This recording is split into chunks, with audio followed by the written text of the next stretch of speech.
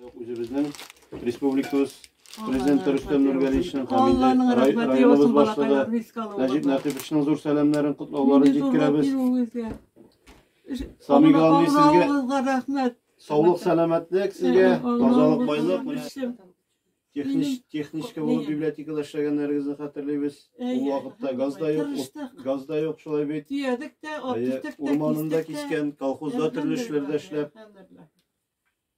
Bütün хезмәт итеп, матур итеп, менә бүгенге көндә шушылай. Инде хәерле картлыклар кичереп, саулык, сәламәтлек биреп, матур тормышта яшәргә. Бәрәңгеләр утаталар. Аннан олы юл чабу, шүгендер бүлеп бирәләр, яфрак җыю. Аннан инде Зенатокта, онбарда инде убыркы башлануга сменалап бүлеп бирәләр. Алар йөри, без йөрибез. Шулайды. Хәзер менә берсе дә калмады, шөгендердә бәрәңгеләр юк.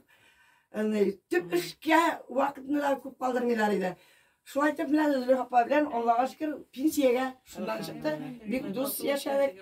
Анда утыннарны да урманга Зариба абый менә сезгә шушы стабил, шуны алып төшәсез ди.